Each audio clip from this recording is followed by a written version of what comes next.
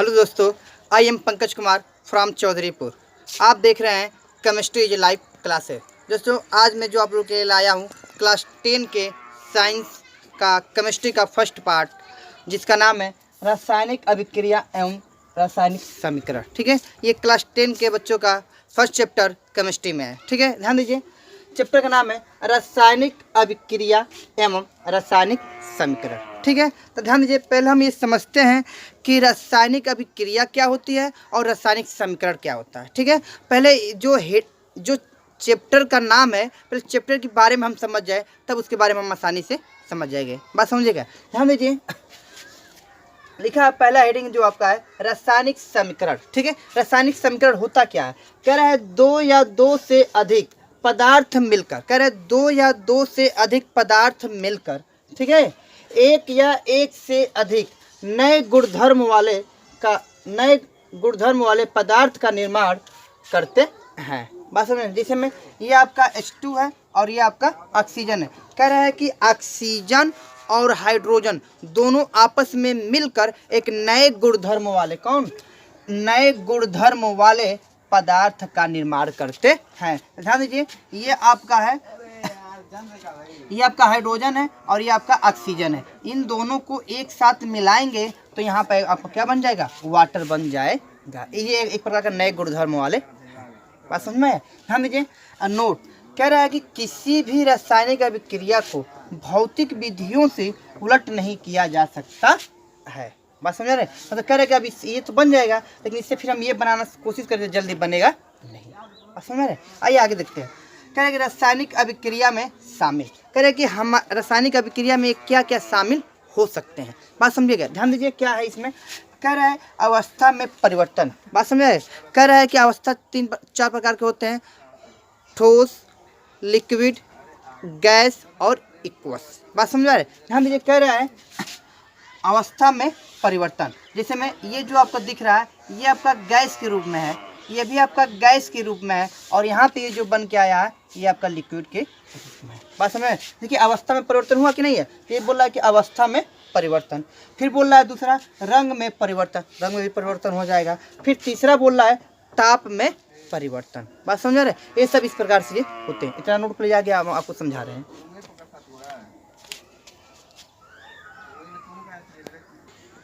बच्चों, कह रहा है हमारे दैनिक जीवन में रासायनिक अभिक्रिया क्या महत्व होता है और किस प्रकार हम अपने जीवन में इसका उपयोग करते हैं। ध्यान दीजिए। आगे कह रहा है दैनिक जीवन में होने वाली रासायनिक अभिक्रिया क्या है? रासायनिक अभिक्रिया। ठीक है, रासायनिक अभिक्रिया। बात समझिएगा। कह रहा है भोजन का पाचन। ठीक है, कह रहा है कि हम जो भी भोजन करते हैं ये हमारे शरीर में किस तरह पचता है। ठीक है, कह रहा है कि शोषण। क्या कर रहा है? शोषण का मतलब ये होता है कि हम ऑक्सीजन को ग्रहण करते हैं और कार्बन डाइऑक्साइड को हम लोग रिलीज करते हैं। बात समझ में आ रहा है? कहने का मतलब कि ऑक्सीजन को हम लोग ग्रहण करते हैं और कार्बन डाइऑक्साइड को हम लोग रिलीज करते हैं। बात समझ में आ रहा है? तो ये बोल रहा है शोषण। ये भी एक प्रकार क्या है? रासायनिक अभिक्रिया है। फिर बोल रहा है लोहे पर जंग लगना। क्या है? लोहे पे आपका जंग लगना। ठीक है, देखते हैं कि जो भी जंगला होता है उस पर धीरे धीरे आपका जंग लगना स्टार्ट हो जाता है। ठीक है, फिर बोल रहा है दही का बनना। लिखा नहीं है, लेकिन है दही का बनना। ठीक है, दही का बनना भी क्या एक रासायनिक अभिक्रिया है। फिर ध्यान से आगे बोल रहा है अभिकारक। क्या है? अभिकारक। कह रहा है कि ऐसे पदार्थ जो किसी रासायनिक अभिक्रिया में भाग लेते हैं उसे अभिकारक कहते हैं। समझ में आया? ध्यान दीजिए। ऐसे पदार्थ जो किसी रासायनिक अभिक्रिया में भाग लेते हैं उसे अभिकारक कहते हैं। क्लियर है? आगे ध्यान दीजिए। ठीक, अब बोला है उत्पाद। कह रहे कि ऐसे पदार्थ जिनका निर्माण रासायनिक अभिक्रिया से होता है उत्पाद कहलाता है। फिर समझ लीजिए।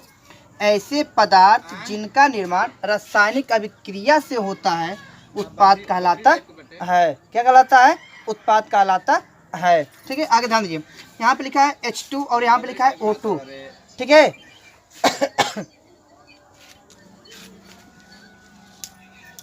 ठीक है, कह रहा है कि H2 और O2। ठीक है, जब इन दोनों को एक साथ मिलाते हैं तो मतलब ये आपका बनता है वाटर। क्या बनता है? वाटर। तो कहने का मतलब ये, तो यहाँ से यहाँ तक ये आपका अभिकारक कहलाता है, और इस साइड जो आपका बन के जो प्रोडक्ट आया, उत्पाद आया, उसको हम उत्पाद कहते हैं। बात समझिएगा। तीर के इस साइड का अभिकारक होता है, तीर के अगले साइड का उत्पाद होता है। ठीक है, तो ये आपका इस साइड जो भी दिया, 1 हो 2 हो 3 हो, कुछ भी दिया हो, वो आपका अभिकारक कहलाएगा, और तीर के उस साइड का उत्पाद कहलाता है। बात समझ में आ रहा है? देखिए नेक्स्ट एग्जांपल, Na+Cl। तो अगर Na+Cl दिया है तो ये आपका जो दिख रहा है, ये आपका अभिकारक कहलाएगा, और ये जो NaCl जो बन के आया वो आपका उत्पाद कहलाएगा। समझ में आया? आगे ध्यान दीजिए, बच्चों। अब नेक्स्ट हेडिंग है रासायनिक समीकरण। रासायनिक समीकरण होता क्या है ये हम बता दें, क्योंकि चैप्टर का ही नाम है रासायनिक अभिक्रिया एवं रासायनिक समीकरण। रासायनिक अभिक्रिया आपको समझा दिए हैं, अब आपका है रासायनिक समीकरण क्या होता है। कह रहा है कि रासायनिक अभिक्रिया को रासायनिक समीकरण के द्वारा निरूपित किया जाता है। रासायनिक समीकरण के अभिकारक और उत्पाद में पदार्थ के प्रतीक सूत्र, ठीक है, प्रतीक या सिंबल जो होता है, सूत्र का प्रयोग किया जाता है। ध्यान दीजिए, उसी में प्रतीक के साथ उनकी भौतिक अवस्था को भी दिखाया जा सकता है। बात समझ में आया? ध्यान दीजिए, उदाहरण के लिए कह रहे हैं कि मैग्नीशियम रिबन का वाई में दहन कर मैग्नीशियम ऑक्साइड बनता है। ध्यान दीजिए, ठीक है, ध्यान दीजिए। कह रहे कि ये मैग्नीशियम है और ये आपका ऑक्सीजन है। ठीक है, जब इन मैग्नीशियम और ऑक्सीजन जब दोनों को एक साथ मिलाते हैं तो बनता है मैग्नीशियम ऑक्साइड। क्या बनता है? Magnesium oxide. ध्यान दीजिए, ये आपका सॉलिड है, ये आपका गैस है, ये जो इधर आपका बन के आया है ये भी आपका क्या है? सॉलिड है। क्या है? सॉलिड है। ध्यान दीजिए आगे, ये भी आपका सॉलिड है। क्या है? सॉलिड है। ठीक है, आगे ध्यान दीजिए, बात समझ में आए? ध्यान दीजिए, ये आपका कार्बन ये आपका मैग्नीशियम सॉलिड के रूप में है, ये गैस के रूप में। जब इन दोनों को एक साथ मिलाते हैं तो मैग्नीशियम ऑक्साइड बनता है। जब इनको बैलेंस करना था, यहाँ पे कितना है? 2, तो आगे हम 2 कर दिए भी, और आगे यहाँ पे 2, ये भी आपका बैलेंस हो जाएगा। ठीक है, अभी बैलेंस करना हम सिखा रहे हैं आपको। ठीक है, अब कह रहा है कि ये कार्बन और ये ऑक्सीजन जब इन दोनों को एक साथ मिलाते हैं, ठीक है, तो यहाँ पर बनता है कार्बन डाइऑक्साइड। कह रहा है कि ये आपका कार्बन है और ये आपका हाइड्रोजन, जब इन दोनों को एक साथ मिलाते हैं तो बन के आता है मीथेन। तो इसको बैलेंस करेंगे तो यहाँ पे 4, तो यहाँ पे हम 2 कर दें तो आपका ये बैलेंस हो जाएगा। समझ में आया? अब देखिए, तो ये तो कह रहा है कि मैग्नीशियम को जो सिंबल होता है Mg होता है, और वाई मतलब हवा, जो हवा का सिंबल होता है आपका O2 होता है, ऑक्सीजन होता है। ठीक है, ये कार्बन का सिंबल है और ये ऑक्सीजन का सिंबल है। ये कार्बन का सिंबल है, ये हाइड्रोजन का सिंबल है। कह रहे हैं कि देखिए, कह रहे हैं यहाँ पे ध्यान दीजिए, पदार्थ के प्रतीक का प्रयोग किया जाता है। कह रहे कि जो भी पदार्थ है उसका सिंबल का हम लोग प्रयोग करते हैं। फिर बोला है क्या? प्रतीक के साथ उनकी भौतिक अवस्था को भी दर्शाया जाता है। ध्यान दीजिए, कह रहा है कि सॉलिड को हम S से दिखाते हैं, लिक्विड को हम L से दिखाते हैं, गैस को हम G से दिखाते हैं, और इक्वस को हम AQ से दिखाते हैं। समझ में? इतना नोट कर लीजिए आप लोग।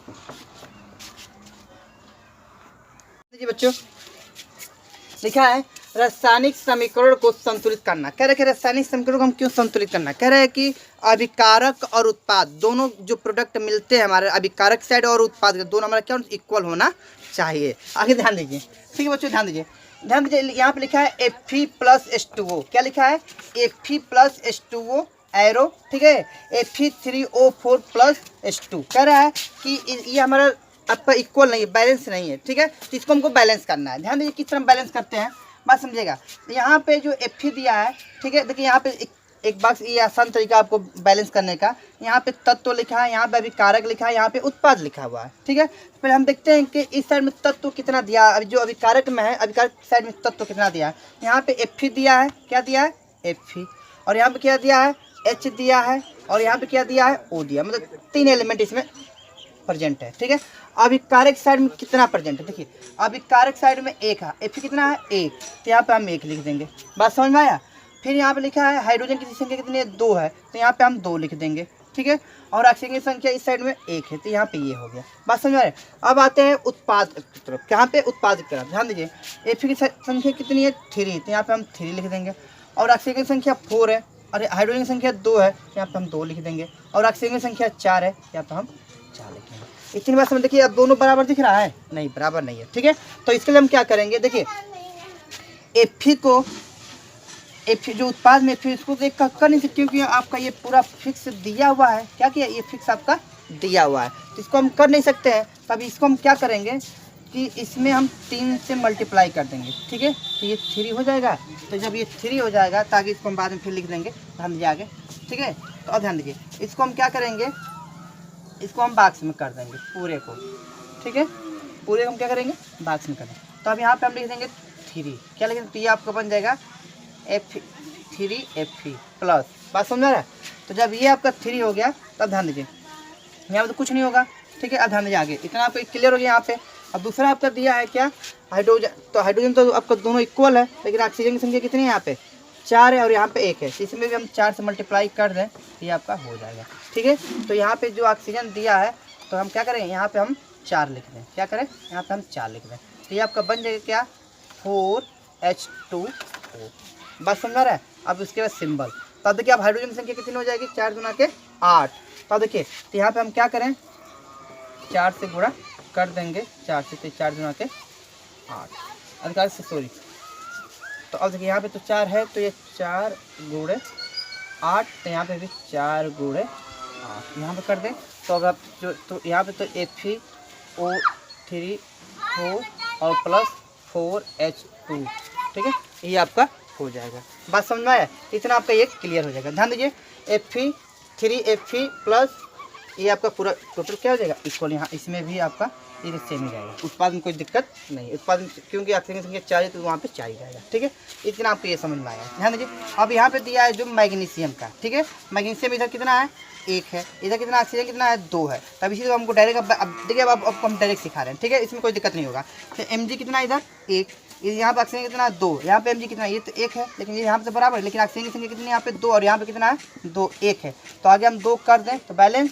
तो अब देखिए Mg की संख्या कितनी है 2, तो यहाँ पे हम भी 2, क्लियर है। तो इसी तरह एक यहाँ पे जो आपका दिया है, ध्यान दीजिए, यहाँ पे हाइड्रोजन की संख्या 2 है और यहाँ पे कितनी है 2 है। तो जब इनको मिलाएंगे तो यहाँ पे कितना हो गया, ये अब H2 हो, लेकिन यहाँ पे हाइड्रोजन संख्या 2, तो यहाँ पे 2 बराबर है। यहाँ पे कितना ऑक्सीजन 2 है, यहाँ पे कितना 1 है, तो आगे हम 2 कर देते भी आपका बराबर है। इसी तरह C प्लस H2 एरो, ठीक है, और CH4।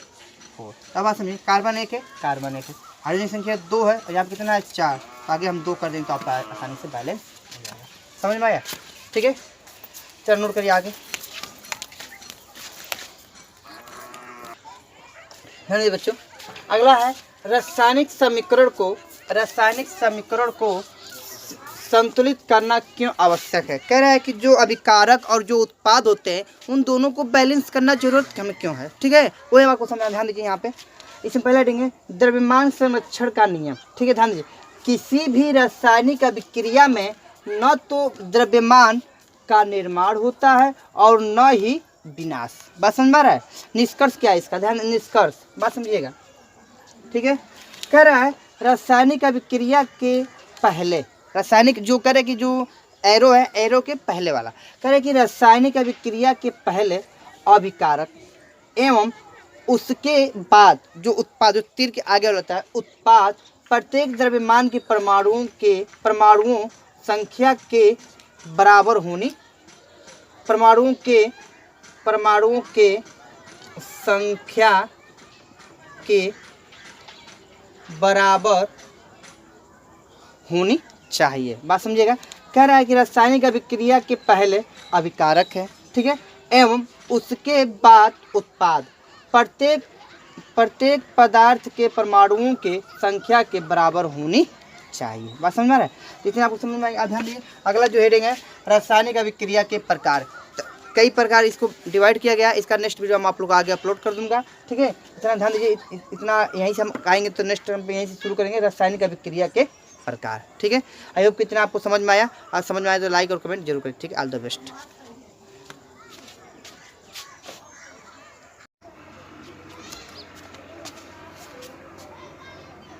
ध्यान दीजिए बच्चों, लिखा है रासायनिक अभिक्रिया के प्रकार। कह रहे हैं कि जो रासायनिक अभिक्रिया होती है वो कितने प्रकार की होती है और कौन कौन सी ये होते हैं, और मैं एक एक को आपको डिफाइन कर रहा हूँ। ध्यान दीजिए, लिखा है पहला इसमें है संयोजन अभिक्रिया। क्या है संयोजन का मतलब होता है जोड़ना, क्या होता है, जोड़ना। तो संयोजन अभिक्रिया इंग्लिश में बोलते हैं एडिशन रिएक्शन। क्या बोलते हैं, एडिशन रिएक्शन। ध्यान दीजिए, बोल रहा है इसमें कि इस अभिक्रिया में दो या दो से अधिक अभिकारक मिलकर, क्या कर रहा है, इस अभिक्रिया में दो या दो से अधिक अभिकारक मिलकर, ठीक है, एक उत्पाद बनाते हैं। बस में कह रहे हैं कि दो या दो से अधिक अभिकारक मिलकर एक उत्पाद बनाते हैं, उसी को क्या कहते हैं, संयोजन अभिक्रिया कहते हैं। ध्यान दीजिए, जैसे में ए प्लस बी, जब ए और बी दोनों अभिकारक है, जब इन दोनों को जोड़कर क्या बन गया है, सी। और सी क्या है, एक प्रकार का आपका उत्पाद है। क्या है, उत्पाद है। इसी में उदाहरण के लिए ध्यान देखिए, कोयले का दहन। कह रहा है कि कोयला जो होता है उसको जब हम दहन करेंगे, जब उसको जलाएंगे तो किस तरह होता है। ध्यान दीजिए, लिखा है कोयले का दहन। देखिए कार्बन प्लस ऑक्सीजन, जब इन दोनों को एक साथ जोड़ते हैं तो आपको क्या बनता है, कार्बन डाइऑक्साइड। तो ये आपका दोनों क्या है, अभिकारक है, और ये आपका क्या है, उत्पाद है। तो देखिए कार्बन जो है आपका सॉलिड स्टेट में है, और गैस, ये आपका ऑक्सीजन जो है गैस के रूप में है, और कार्बन डाइऑक्साइड आपका गैस के रूप में है। समझ में आया। दूसरा देखिए, जल का निर्माण। क्या लिखा है, जल का निर्माण। जब लिखा है जल का निर्माण, ध्यान दीजिए यहाँ पे, तो ये हाइड्रोजन है और ये ऑक्सीजन, जब इन दोनों को एक साथ जोड़ते हैं तो आपका जल बनता है। क्या बनता है, जल। ठीक है, तो देखिए ये आपका गैस के रूप में है, ये भी आपका गैस के रूप में है, और ये आपका किस रूप में है, ये भी आपका लिक्विड के रूप में है। बात समझ में आया। तो अब इसको बैलेंस करना है, तो यहाँ पे देखिए ऑक्सीजन 2, तो यहाँ पे हम 2 कर दें, और यहाँ पे भी हम 2 कर दें, ये आपका बैलेंस हो जाएगा। क्लियर है। अब नेक्स्ट देख लीजिए, तीसरा जो आपका एग्जाम्पल है, नमक का निर्माण। नमक का निर्माण, ध्यान दीजिए, तो लिखा है Na+Cl। तो इन दोनों को जोड़ेंगे तो क्या बन जाएगा, Na और Cl। ठीक है, क्या बन जाएगा, Na और Cl, ये आपका। ठीक है, इतना नोट कर लीजिए।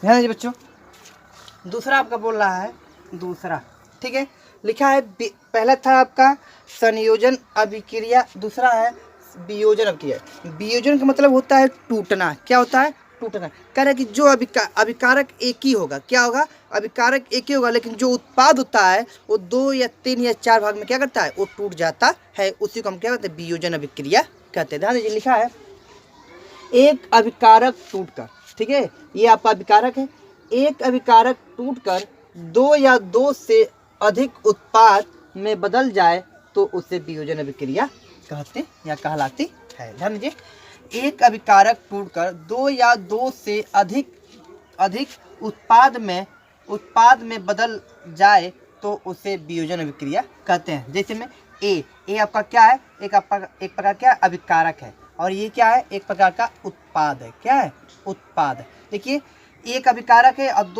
2 भाग में क्या गया, टूट गया, उसी को हम क्या बोलते हैं, वियोजन अभिक्रिया कहते हैं। और इसके अंदर में कौन कौन से आते हैं, देखिए उष्मी वियोजन आते हैं, इन सबका अभी मैं डिफरेंशियल प्लस एग्जाम्पल समझाऊंगा। उष्मी वियोजन आते हैं, वैद्युत वियोजन आते हैं, और प्रकाशीय वियोजन आते हैं। पहला मैं आपको पढ़ाऊंगा कौन सा, उष्मी वियोजन। ठीक है, तो उष्मी वियोजन देखिए क्या होता है, नोट कर लीजिए।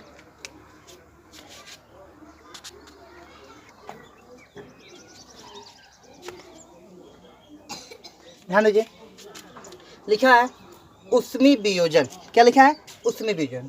ठीक है, कह रहा है कि जो आपका वियोजन था, ठीक है, ध्यान देखिए, जो आपका वियोजन अभिक्रिया था वो 3 भाग में डिवाइड हुआ था। पहला था उष्मी वियोजन, दूसरा था वैद्युत वियोजन, तीसरा था प्रकाशीय वियोजन।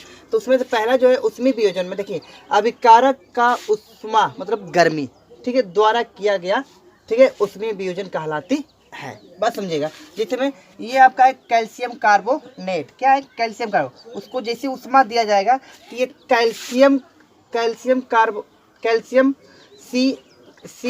कैल्शियम मोनोऑक्साइड में टूट जाता है, और ये कार्बन डाइऑक्साइड में टूट जाता है। देखिए कैल्शियम मोनोऑक्साइड में टूट जाता है, और ये आपका इसमें ये टूट जाता है। बात समझ में आया।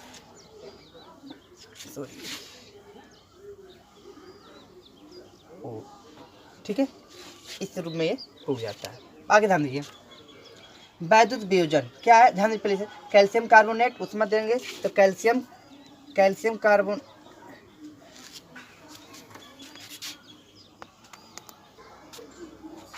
ध्यान दीजिए थोड़ा सा मिस्टेक हो गया है।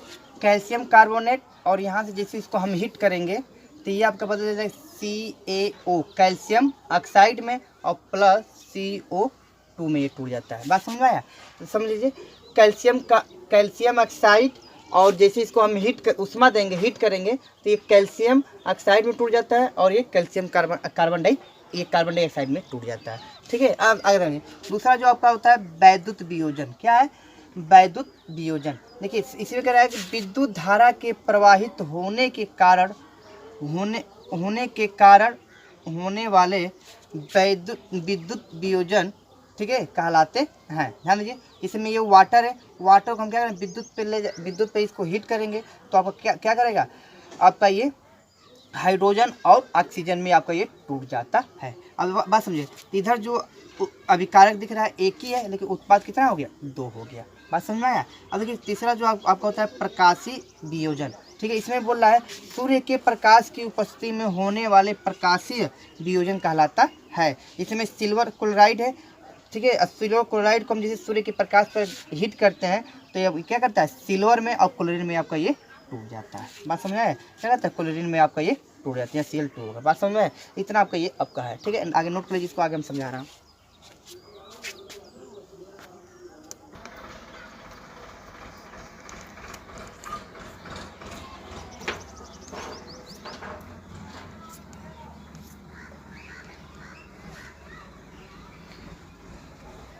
ध्यान दीजिए बच्चों, लिखा है विस्थापन अभिक्रिया। ठीक है, विस्थापन अभिक्रिया क्या होती है? विस्थापन का मतलब ये होता है कि हम इस स्थान से हट के दूसरे स्थान पे और हमारे स्थान पे ओ आ जाए। ठीक है, मतलब हम दूसरे के स्थान पे और वो हमारे स्थान पे, उसको मतलब विस्थापन अभिक्रिया। ध्यान दीजिए कैसे कह रहा है कि इस अभिक्रिया में अधिक क्रियाशील तत्व, जो सबसे अधिक क्रियाशील तत्व होते हैं, जिनमें होते हैं तत्व, ठीक है, क्रियाशील, कम क्रियाशील तत्व को उसके यौगिक से विस्थापित कर देते हैं। ध्यान दीजिए, ये आपका आयरन है, ठीक है, और ये आपका कॉपर सल्फेट है। ठीक है, ये सॉलिड है और ये इक्वस मतलब ये होता है उसमें वाटर मिला होता है। ठीक है, तो ये आयरन और ये कॉपर सल्फेट दोनों आपस में क्या करता है कि आयरन, ठीक है, इसको हटा कर इसको यहाँ पे भेज देता है। बात समझ में आया? देखिए तो ये बन जाता है आयरन सल्फेट और एक कॉपर क्या हो जाता है, बाहर निकल जाता है। इसी को हम बोलते हैं क्या, विस्थापन अभिक्रिया। मतलब अपने स्थान से हटाकर दूसरे स्थान, उसके स्थान पे हम और वो हमारे स्थान पे, इसी को हम बोलते हैं क्या, विस्थापन अभिक्रिया। अब आते हैं द्विविस्थापन अभिक्रिया। ठीक है, लिखा है इस अभिक्रिया में उत्पादों का निर्माण 2 यौगिक के आदान प्रदान से होता है। ध्यान दीजिए, ये Na2SO4 मतलब सोडियम सल्फेट, ठीक है, और ये बेरियम क्लोराइड। ठीक है, तो ये भी क्या करता है, ये इसको यहाँ पे करता है और ये अपने होता है यहाँ पे आ जाता है, तो ये बन जाता है बेरियम सल्फेट और ये निकलता है NaCl। बात समझ में आया? ध्यान दीजिए, इसको बस इसको यहाँ पे कर देंगे, इसको यहाँ पे कर देंगे। ठीक है, इसको यहाँ पे हम करेंगे और फिर ये वाला यहाँ पे आ जाएगी। इसको विस्थापन, इसको द्विविस्थापन बोलते हैं। फिर बोला है उपचयन। ठीक है, कह रहा है कि पदार्थ में ऑक्सीजन की वृद्धि होना। कह रहा है जो ऑक्सीडेशन, उपचयन को इंग्लिश में बोलते हैं ऑक्सीडेशन। कह रहा है ऑक्सीडेशन में क्या होता है, ऑक्सीजन का वृद्धि होना और हाइड्रोजन का ह्रास होना। ठीक है, देखिए वही लिखा है आपके यहाँ पे। हाँ जी, पदार्थ में ऑक्सीजन की वृद्धि होना या हाइड्रोजन का ह्रास होना, ठीक है, उपचयन कहलाता है। अब लिखा है अपचयन। क्या पदार्थ में हाइड्रोजन की वृद्धि होना या ऑक्सीजन का ह्रास होना, इससे में एक दूसरे के अपोजिट है। ठीक है, इतना आप नोट करिए, इसका एग्जाम्पल हम बता रहे हैं। ठीक है।